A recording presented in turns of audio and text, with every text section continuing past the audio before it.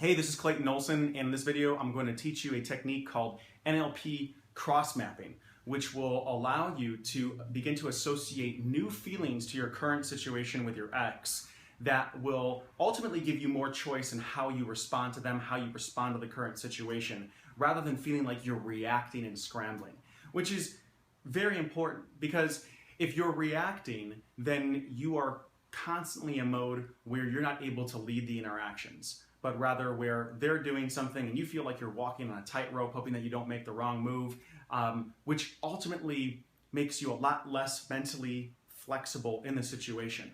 And see, when you are able to get to a place where you have greater mental flexibility in how you feel about the situation with your ex, then suddenly something beautiful opens up.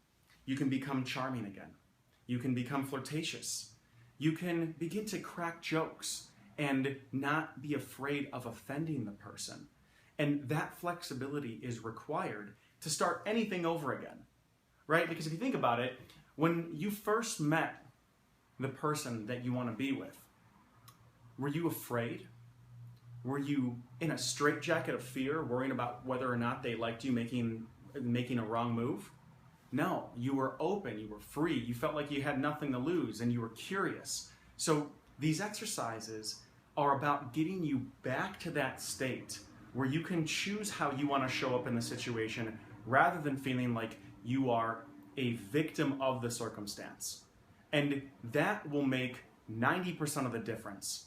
The last 10% is technique and perhaps steps of how you contact them, and really determining too for you whether you want this person in your life because they align with your values, or whether you're just trying to get them back because they are a band-aid for these feelings that you're trying to get through. So my hopes with these exercises to help give you clarity and give you more choice in the situation so you can show up and be powerful, confident, open, expressive, receptive, whatever you need to be your best in that situation with them.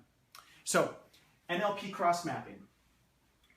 Earlier in the eye movement integration video, we talked about how when we access memories, when we access feelings, our eyes move different directions. You know, when you think about, for instance, your favorite childhood outfit, you'll probably look maybe up and to the right or maybe over and to the left. You might check back and forth. You might hear something. You might go down and start to feel something. We talked about this in the eye movement integration video. So if this is unfamiliar, make sure you go watch that first.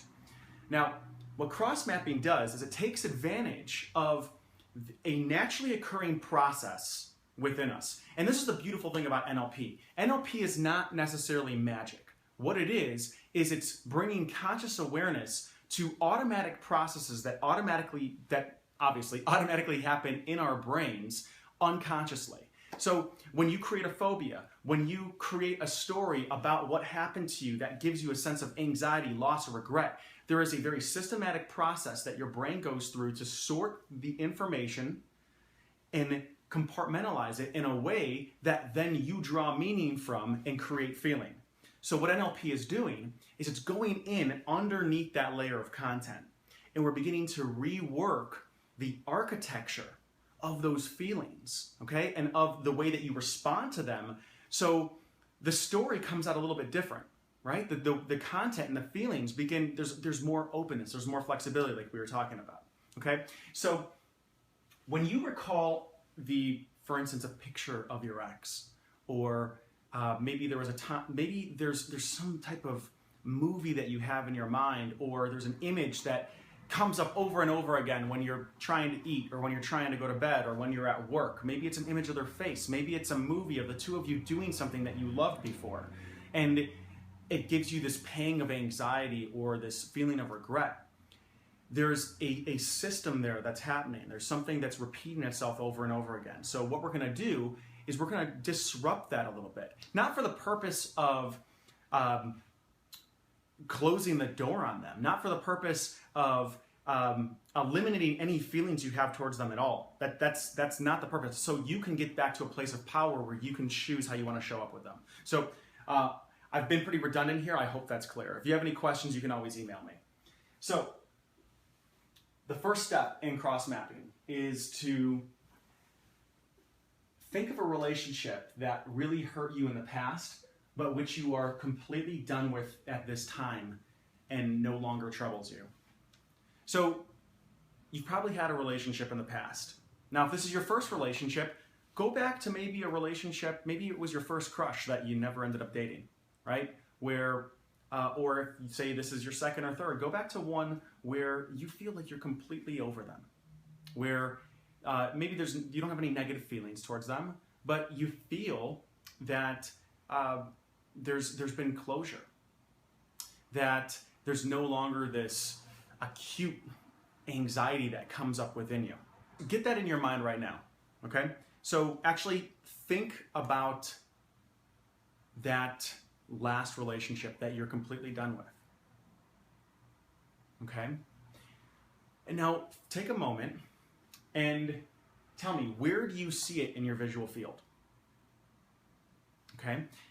If you were to look in front of you, it might take just a moment, but begin to become aware of where it is in your visual field as it comes up. Is it a feeling in your body? Is it a sound that you hear? Is it a picture? Is it a movie? Is it large? Is it small? Is it over to the left? Is it over to the right? Is it down here? Is it up here? Where is the image, and what are the characteristics of this image or movie of this relationship that you've had in the past that you've gotten over and that you feel completely at peace with now? Okay? So begin to just become aware of where that is. Does it have a border around it? Okay, is there a border around it? Is there a, is it just open where it just kind of fades into almost like it's got blurry edges? Become aware of the characteristics. Okay, now break state, meaning so step out of it, let go of that picture, okay? Let go of wherever it is. Just identify where it's at, okay? And now think about, what is your phone number backwards? And just go down that line of thought that pulls you out of the moment, out of the old relationship, okay? Now come back here with me.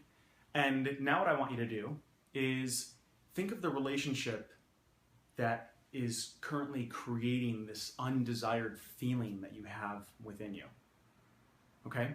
And this time, begin to think about that relationship with all of the characteristics and qualities, the architecture of the relationship that you now feel at peace about. So, for instance, I had a client that I was working with who had an image of their past relationship that they were over that happened a couple of years ago. It was off and to their left. It was a little bit higher than eye level, and it was about the size of an 8.5 by 11 piece of paper. Okay, and it was kind of just looking at them like this. And it was also kind of grainy too. There wasn't a lot of color to it. It was kind of black and white. So when you have those characteristics set, think about the new relationship now, the relationship that you've just gotten out of, the newest one. And wherever that is, begin to see it in the visual field of where the old relationship was. Okay, so move it with your mind's eye over to that area and begin to add the qualities to it that the old relationship had. Maybe it's grainy, maybe it's black and white, maybe it's a still picture and it's not a movie. Okay?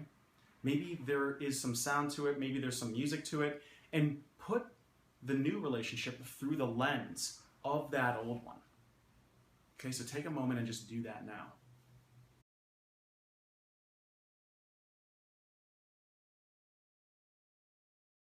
And if you get stuck at any point along the way, go back and recall this one, the image of the old relationship. Make sure you have a very clear idea of where that is and how you access it. Okay, and then go back to wherever the new relationship is and put it through that lens. And this is an art, so it doesn't have to be perfect, but just allow that to happen. Take a couple deep breaths and just allow all of that just to click into place. Good. Okay? And this is something you can do on your own as well when any other images of the future come up. For instance, images of images in the future of this current relationship. Maybe there's a different set of things that come up that trigger your emotions. Begin to just place them through the lens of a relationship that you're no longer emotionally affected by in this undesirable way. Now, after doing that exercise, it's important that we test it. So now, after you've done that, think about a time in the future where perhaps you might run into this person. Okay, and see what's changed. What feels different about it now? Having done this and switching the way it's positioned inside of your mind's eye.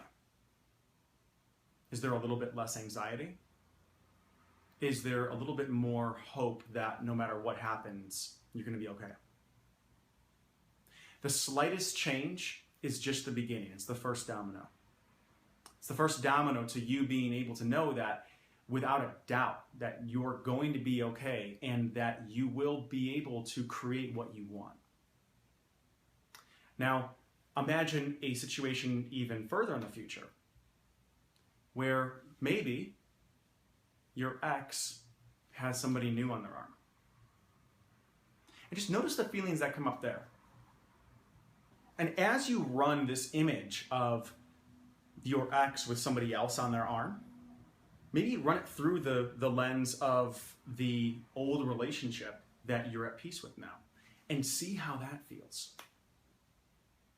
So the point of this is to get you to be less emotionally reactive in the situation, which will ultimately allow you to be more intentional with the words that come out of your mouth, with the way that you hold yourself with them, and create the opportunity for you to truly be in a place where you can decide what it is that you want.